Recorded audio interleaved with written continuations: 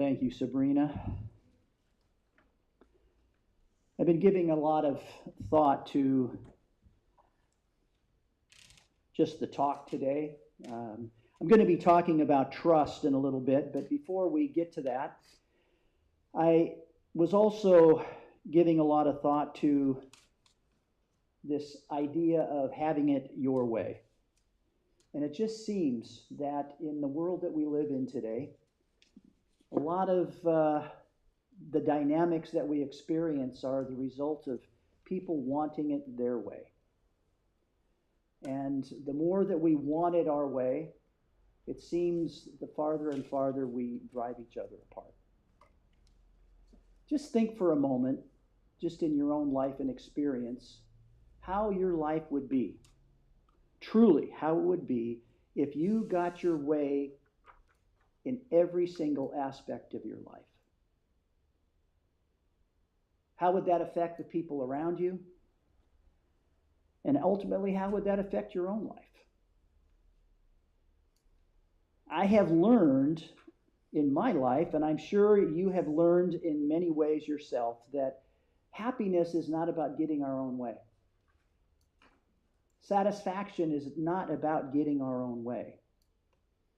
Happiness, satisfaction, joy in life is allowing those around us to have their way. It's a mutual give and take of respect that we share with each other. The more that we nurture the happiness of others, the more that we nurture the esteem and respect in others, truly, the happier we are. And you know, it's funny, we get our own way a whole lot easier and a whole lot more. It's just the way that we are created to be. We are not beings that were created to be in conflict. We are beings that were created to be in harmony one with another. And as we just spend this moment in time together this morning, may we just hold those thoughts in our hearts and minds, and so it is.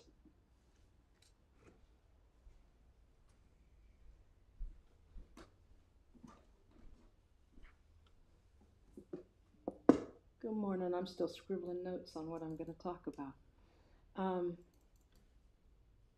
Nature always kind of gives me a stabilizing lesson, and I listen when I get to give a talk up here. I look into my community, I look into nature for what the theme is that's going on, and I will get several different messages from different directions, all in alignment, saying the same thing. And it's like, okay, that's what I need to talk about. Part of going with the flow, I was supposed to give the talk last week, and Pat asked me if I could, stand aside and let Wayne talk, because Wayne is having a harder time being here, and so I did that. But what my talk was about, we had gone through some storms. We've had another year where it's confusing. It's out of season. Things aren't right. There's no normal, and politics, consciousness in the world is kind of in that same place. But nature gives me my lessons. Well, last year we had one of those crazy springs where there were crazy storms and flooding and then all of a sudden, heat wave. And I have this apple tree in my backyard, and it was so blessed and so abundant that that every blossom set, and it got heavy and full with abundance. Seasons were good. I was going to have this great harvest. Come summertime, I'm still busy working, go out in my yard when I can and check it out. The tree's looking good and all that. And then one day I go out there, and about 2 weeks short of when I would be harvesting apples, the tree's trunk split because the weight of one side was too heavy with the abundance. And so I supported the part that I perceived to be the stronger side. The more part that was, there was the part was on the ground. I cut some branches away, and I go ahead and I strap it together, and I go online and I look at the things, right? And I gather up the apples, bushels and bushels of apples, and let them ripen in buckets for a couple of weeks and enjoyed my apples. Well, this year we had another season of instability, kind of like the consciousness. And I'm going through a healing in my body. I went through major surgery, and I'm in a stand down time, having to respect the seasons. And the doctor says, no heavy strain. So there, stuck in this body, inside my messy house, and looking out my window, I see we had some more heavy rain, heavy heat waves. Apple trees looking okay, right? But from my kitchen window, I can see that the thistles went from here to here in about a week. And I'm not supposed to do anything with them. And it's driving me crazy. So doctor finally gave me blessing to go out. So I go outside to checking on the apple tree. Apple tree's looking good. I adjust the straps from the perceived strong side. Strong side's been supported all year long. The other one was trussed up against it. They're looking good. Heavy, cut back some branches because it looks a little bit too heavy for the little trunk that's trying to heal. And we had another bit of a little rainstorm and some heaviness. And I went out yesterday to check on tree, and the strong side snapped. It snapped down in the strong part, perceived strong. And the lessons in my heart as I'm mourning this tree that I've nurtured up from one of them Costco little twigs, up to fruiting for me many seasons, is be careful what you perceive when you're judging something to be strong or weak. Parts of the tree were like a relationship, kind of like a marriage, that things were looking good, things were looking really good, and then the success fractured the union. That heavy came down, everything gathers around and supports the successful side. The weaker side's just got to catch up. When I moved the support over to the weaker side had a year of having to manage on its own, just kind of being propped up against the strong side. But every wind, every struggle, every heat wave, that side of the tree was building strength. And so that when we took the support away from the strong side, guess what broke?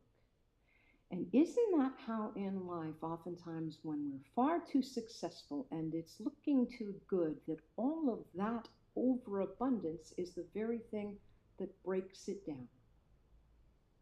So the weaker side is now thriving, missing the partner, and the lessons are out there that the strength comes from enduring and adjusting, building strength through every one of those hits that happens in the roller coaster of life.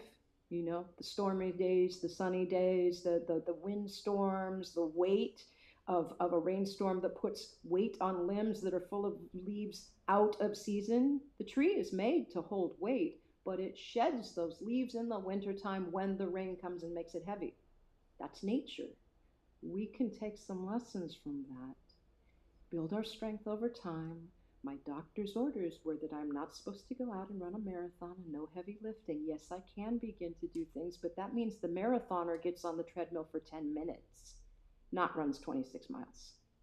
No, nor a training regimen. That tree out there, the strong side, hadn't built strength. And so I will nurture the weak side that is now stronger and encourage it to fruit, and think really hard about whether or not I need to plant another tree. Thanks. Is it one of yours or mine? You can have that one. Thank you, Sabrena. Well, I welcome everyone here today. The atmosphere this morning is a little different. Papers on the windows, cloudy morning, feels a little darker and cooler, cozier in here than it normally does, but that's just evidence of the progress that is going on. And we've had just a tremendous amount of things happening here at Church of the Oaks, and the main thing is the new paint job on this church, and it's going very well. And I know that there's some guys working on it even this afternoon, as soon as the services are done today. I'd like to just give you some announcements for the coming month. Next Sunday is Mother's Day. It's also a board meeting at 9 o'clock. And it's also, she's listed at the bottom of your order, it's Jean Wallace's birthday. And Jean has been away from us now for many months. She's living in an assisted facility in Pleasanton, but Pat put her address and phone number there, and if you could find the time either to give her a call or send her a card for her birthday, I know that she would greatly appreciate it. She's doing well, but I know that she misses all of us, and just to point that out to you. I want to interject that I have Bonnie's phone number. Okay. And I will text it to you. Great. And if you don't, Bonnie's doing great as well. Kelly's doing well. We have several people that are recovering and they're not with us, and so please keep them in your thoughts and prayers as well. May 14th, Women's Spiritual Book Discussion, May 14th and the 28th, and those both take place at the discussion circle at Valley Village at 10 a.m. May 23rd is the Celebration of Life for Catherine Stewart, and that is from 11 to 3 p.m. And May 31st is our potluck following the church service. And I would like to propose on that potluck on the 31st, weather permitting, that we have an outside affair, do a barbecue, hamburgers, hot dogs, or whatever else, and just make it a celebration for spring and all that has been taking place over the last 6 weeks. And again, we'll talk more about that, but that'll be a weather permitting thing that takes place. Before we make our transition to our next hymn, I would like to, as we do, offer this time of thinking of those who are not with us. We know a lot of friends, family that are dealing with difficulties, many beyond their control. I've mentioned Jean, who is no longer able to be with us. Janet, you mentioned Bonnie, who's recovering from her hip surgery and doing well. And Kelly is recovering from knee surgery, and I know that she is doing well and wants to be with us as soon as she possibly can. But there are other people that come to mind. So I'm just going to let you if you have a name or two that you want to call out, and we will just ponder those names and have a moment of silence and on their behalf. Ron?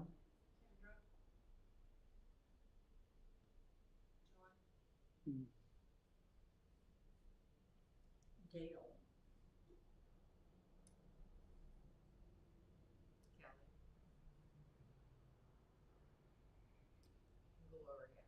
Gloria. You know, the more time we take and just think about names and people, the more faces come to mind. And though we don't know all of the circumstances, I really believe that as people's names come to our consciousness, there is a need in their life. Maybe it's a need just to help to celebrate with them. It could be a difficulty that they're going through. But I just would like to remind all of us, starting with myself, that people's faces and names come into our awareness all the time, and it's not by accident. And there's a reason for that. So as we just take this moment of silence, may we convey our energy to them, our prayers and thoughts to them now as we do that.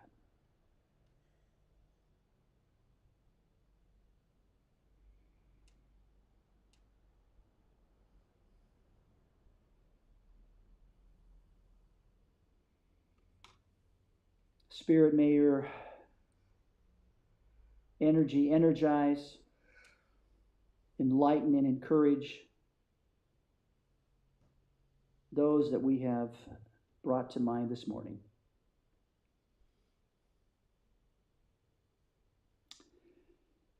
If I direct your attention to your Wings of Song, number 243, I would be true.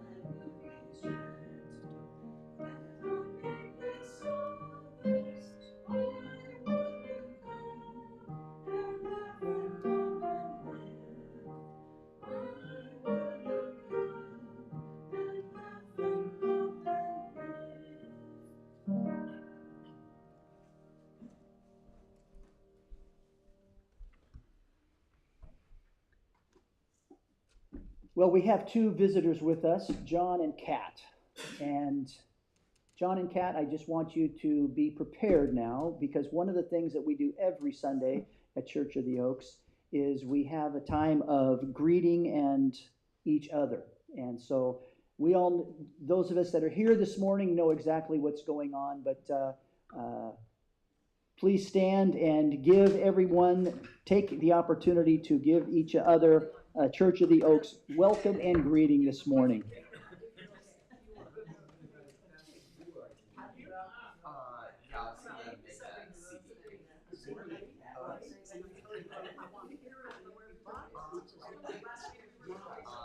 Well, I have all the music done for it. How's that online comes, but I'm still working on more like the CD. Tell me when I can. Of course, yeah. Okay. I'll bring it here when I get Good. Hi. You get something too. Yes. You get to say it again? Oh, nobody left out.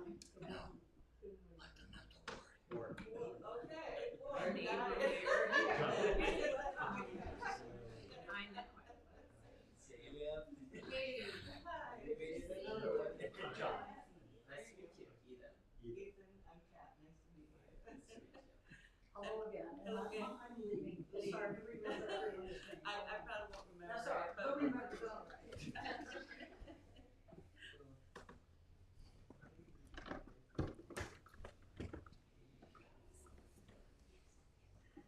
There is just something about giving a greeting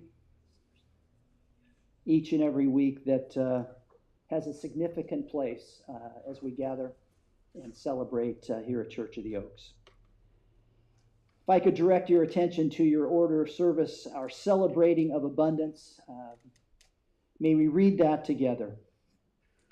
A consciousness of abundance is knowing that there is always enough. May we ponder that thought as we prepare to sing Only Believe. 152 in your Wings of Song.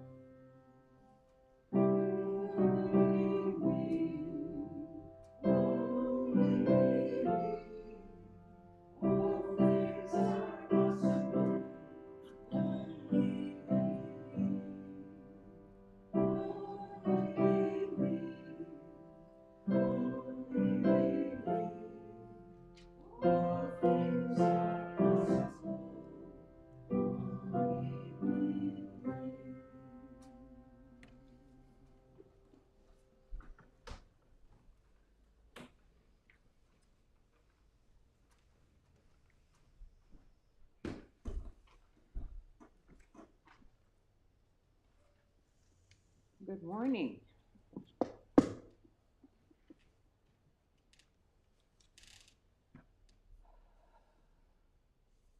Take a long, slow, deep breath in. Relax your jaw. Let your shoulders soften.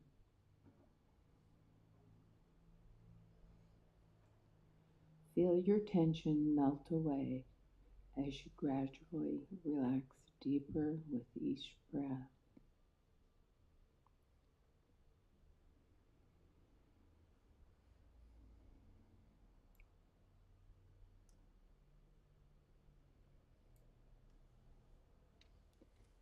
Take another deep breath.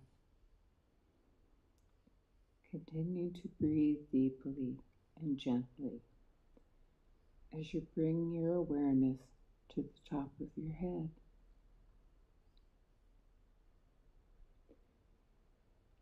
Picture a warm, loving, golden light spread from the top of your head to the soles of your feet.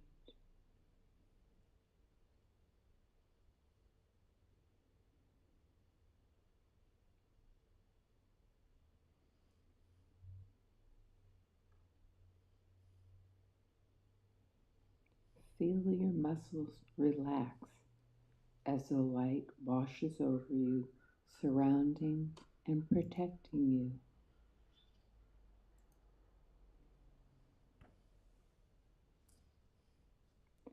Take a few more deep breaths and relax.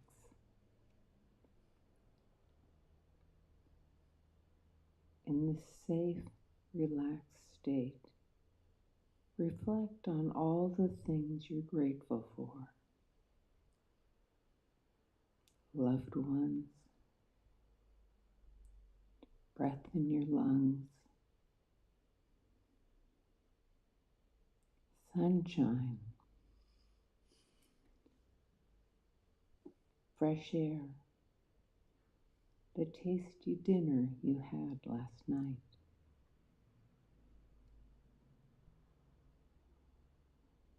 A comfortable bed,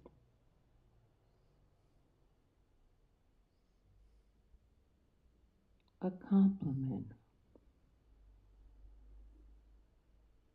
whatever comes to mind for you.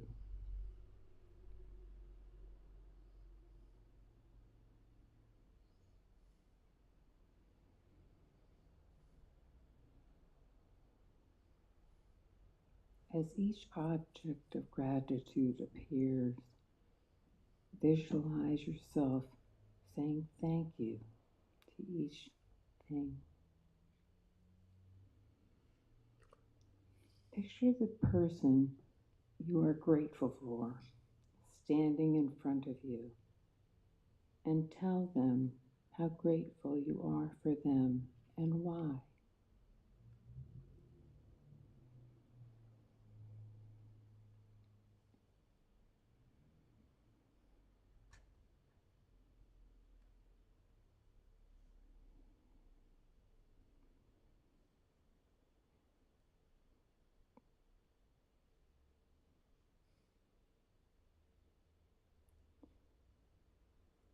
Try to make the image and feeling as real as you can.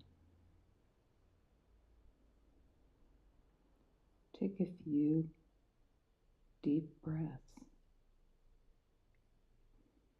and allow this feeling to expand.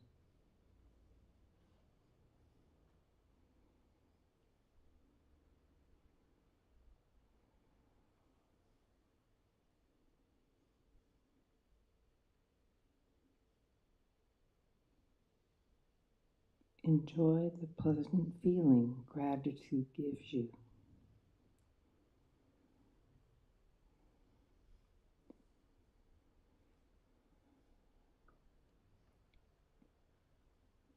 We will end this gratitude meditation with an affirmation. Thank you for the many blessings I have been given. May these blessings multiply as I continue to notice things that I am grateful for in my life. May you carry that feeling with you as you go on your way today. Namaste.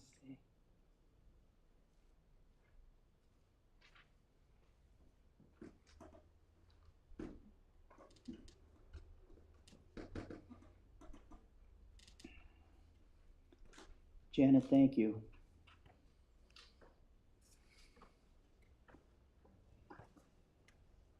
Well, this morning I would like to spend the next moments together with you talking about trust.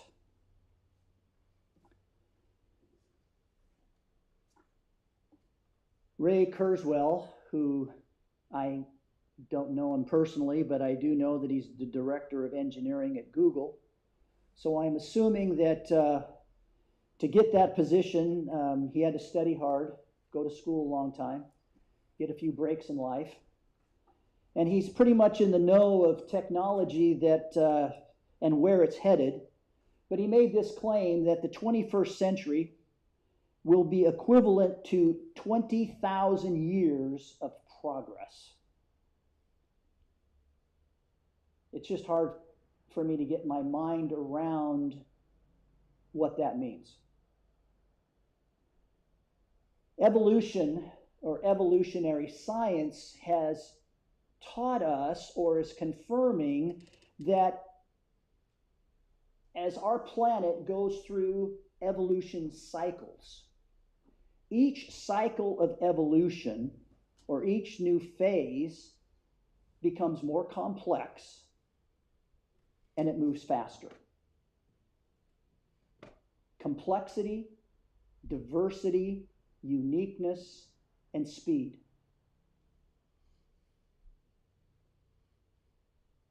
It's hard for me to comprehend what that means. If I put it in basic understanding, this is how it comes out to me. I'm in my 70s. My grandsons now are in their teens. And it is very evident that as I get slower, they get faster. And as many of us really understand or realize in our life, things start to slow down the older we get. We let go of things, we deal with things in a different way, but one of the things that is confounding and frustrating, I know to me and probably to you as well, is the speed of how things are moving in life today. Trust is something that is becoming a ever decreasing supply as we age. Some would just attribute that to wisdom. The more understanding and wisdom you get, the more realistic you become. And I caution myself on that because it's easy to become cynical with that way of thinking. I'm reminded constantly when I take out a dollar bill or a 5 or a 20. On the back side of our currency, U.S. currency, there's a statement, "In God we trust." I don't know when, I have an idea, it's pretty much in recent history that that term was placed on our currency, "In God we trust." But I heard a statistic this past week or a week or two ago that since 1960, or let's just say in our lifetime,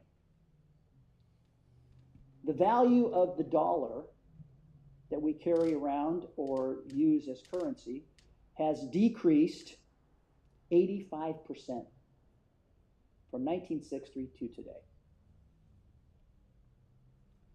And it would appear that we need to be trusting a little harder than we did in 1960.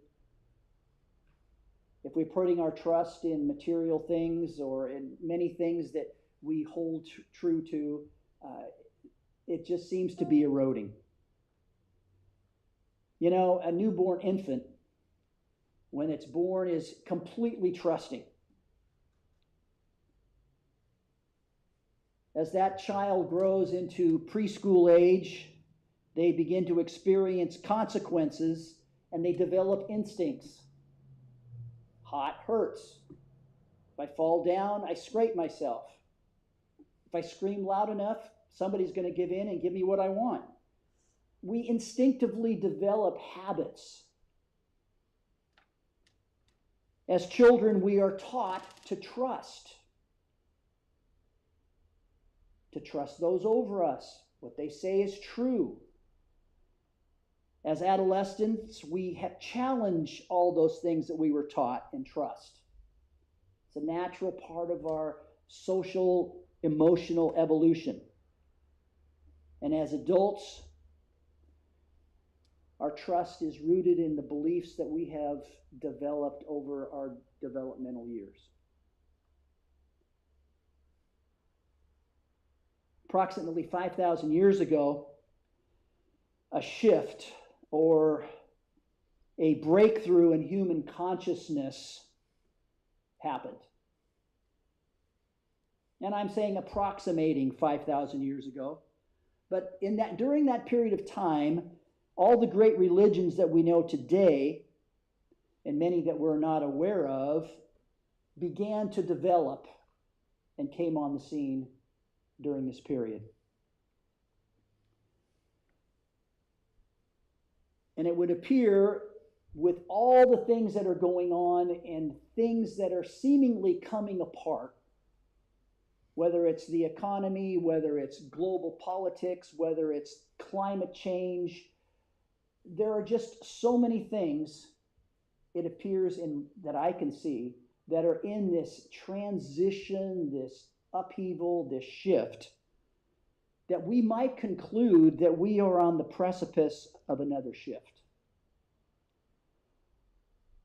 Now, this consciousness, and when I say shift, a shift in human consciousness and awareness. That things just can't continue to go on the way they're going without something's going to happen. Something is going to give. This consciousness started that we can go back to, say, 5,000 years and seeing becoming developed in humanity. It was communicated by priests, shamans, medicine men, monks, mystics, clerics, transcendentalists, to name a few. And this ancient wisdom, way before science confirmed it, understood the unity of all living with the universe. There's a consciousness within us that understands and gravitates in harmony and spirit to this understanding of connectedness. Sabrena just touched on it, how many of us, if not all of us, can become so easily settled and begin to relax when we are surrounded and exposed by nature. Many people I know find peace and solace by going to the beach and watching the rhythm of the waves coming and going.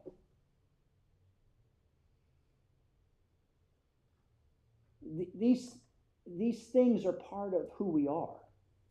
They're part of our evolution as a species, as humans. The fact that we're connected to everything created is something that is, whether we acknowledge it cognitively or not, we sense it in many ways in our life. Humanity came up with various ways to give shape and substance to this expanding awareness. It's what we would call today myths. In all these traditions, there are many myths that are somewhat hard to believe in certain ways, but it was humanity's way of trying to convey what they were experiencing at a given time, that they were trying to make sense to those around them. The Tao, there's a saying in the Tao, a human being is an animal that extends its instincts with stories.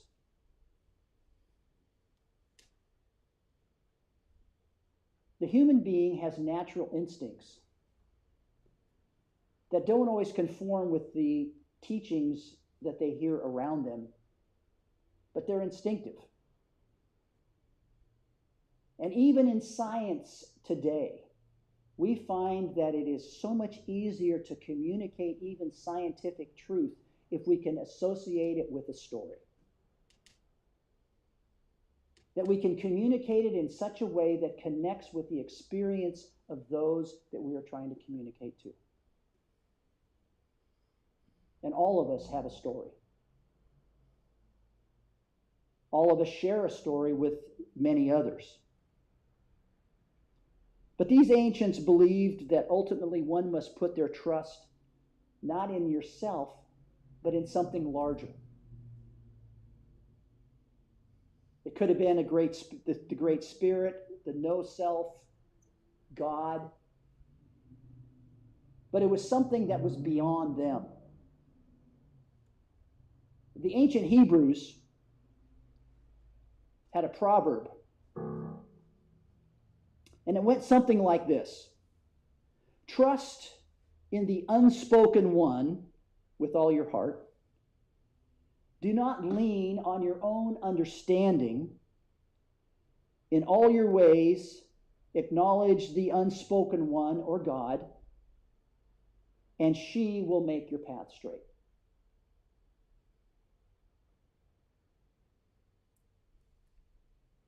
Now, in the Bible, it's that last phrase is, and he will make your path straight, but in the ancient language, that is a feminine, in the feminine. It's a she. 4 things I just want to draw from that. The first one is this: in what do you put your trust? And I just give that question to you right now. What is it today that you put your trust in? The Buddha said, life is suffering. I think what he was trying to say, and there's no way that I would ever ascribe to knowing what the Buddha meant by what he said, but what I would think that he is trying to say is that life as we know it is not our true reality. We are really so much more than what we perceive ourselves to be.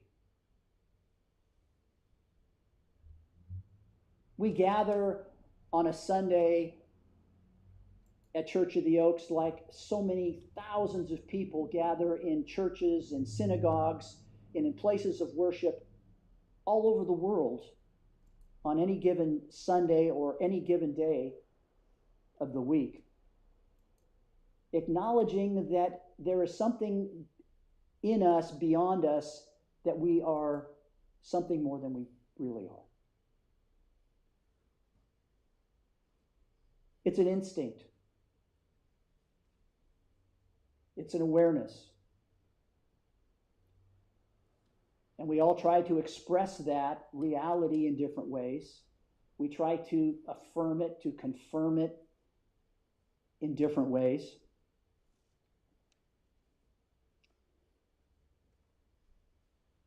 The pursuit of happiness only produces despair, the Buddha went on to say. And to find truth, one must release all fear and attachments.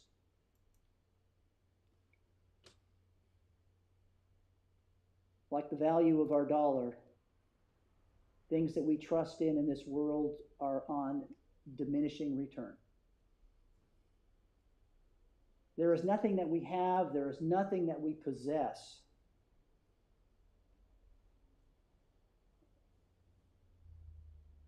that is not aging, withering, breaking down, it's not going to last. You know, so much of what we're all getting worked up about in the world that we live in today is about our identity.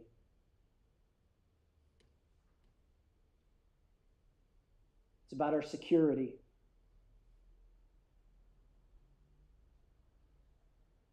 We want to know, really have an idea where we're going, where we're going to end up, how we're going to get there.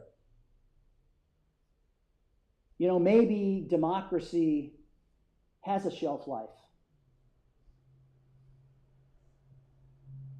Maybe the world as we know it and as we have enjoyed this planet is going through a major change. Maybe these things are going to happen even in our lifetime to the degree that it is going to intensify our fear and insecurity of what is going on.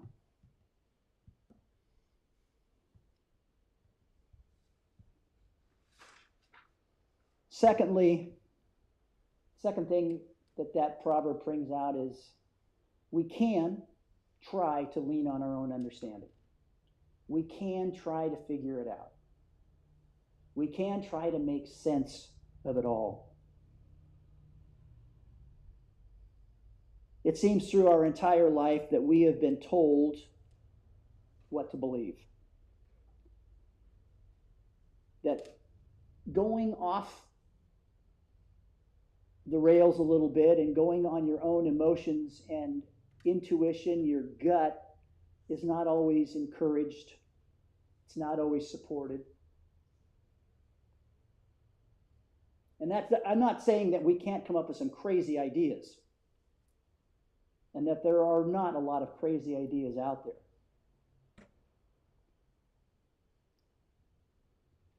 There's a word that I came across a number of years ago. It's a word that's used commonly in psychology counseling. It's called to individuate. And this word means, and you may already know this if you've been in counseling, it refers to someone individualizing, becoming true to themselves, exploring and developing their own unique interest. Well, if you think that through, that is the normal course of things, that idea really flies in the face of a lot of current that we grew up in, have grown up in, conforming, things that we've been taught, how we should behave. And I'm not saying those things were bad. In Western Christianity, there's a term that two become one flesh. And I really believe that this concept has, to the detriment of marriage for centuries. The idea that a man and a woman become one flesh, and the man is the head of the wife,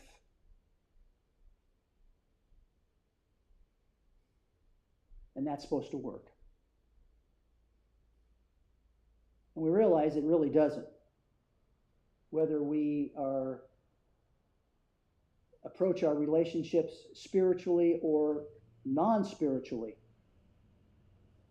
there's conflict there. And the point of that is this, is that as we grow, we are individuating or trying to individuate into who we really are. That it's not about conforming to an ideal that we all ascribe to, or a path that we all follow together. Though community is extremely important. But there is an awareness and an understanding that we have this responsibility to each other, as maybe I was poorly tried to say earlier about having your own way. It's about helping others find their way. My wife and I have been married for 51 years. And I learned a long time ago, that at some point along the way, my wife just stopped believing everything I said. And it wasn't because everything I said was not true.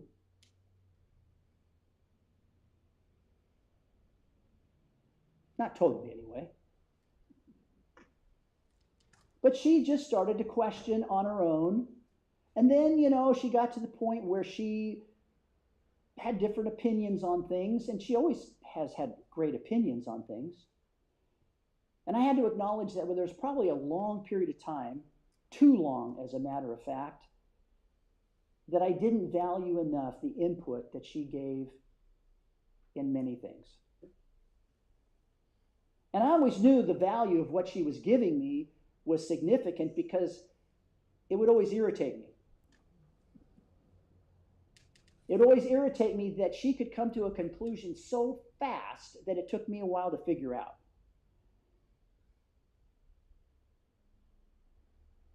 But in all relationships, whether it's a man and a wife, whether it's work relationships, community relationships,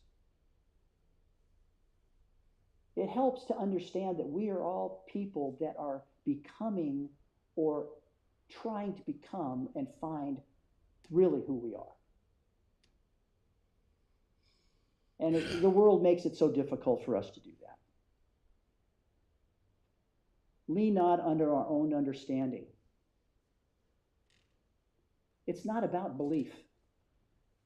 It's not about belief. I was a minister for over 25 years, and it took me forever to get that. It's not about me being able to tell you something today to get you to believe something. It's not.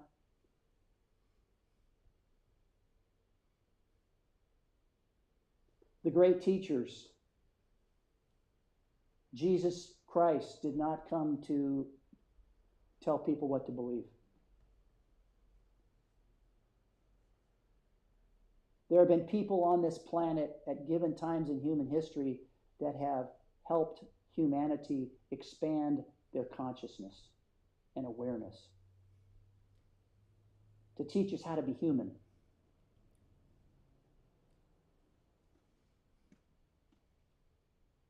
Tom Clancy has an interesting quote that I put in today. The difference between truth and fiction is that fiction has to make sense. When our spirituality, when our belief in spirit, when our belief in God makes sense, we either have a God that's way too small or we need to start asking bigger questions. Because spirit is beyond anything that we can comprehend.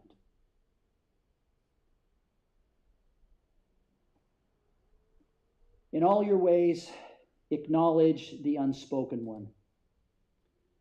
When we offer spirit and all parts of ourselves that prefer narcissism or pride or anger to love, we begin this process of dying to self, expanding our consciousness. And I can just leave you with this question. What can I put my trust in? What can you truly put your trust in? I mean, there are many things you might think personally that you can trust in, but I want to leave you with this. Can you dare to believe that the ultimate meaning, destiny, and purpose of life is to love and be loved? And if you give your life to love, Are you willing to confront your small, limited, cynical self and take responsibility, not because you are forced to, but because you believe that there is a reason and a purpose for doing so?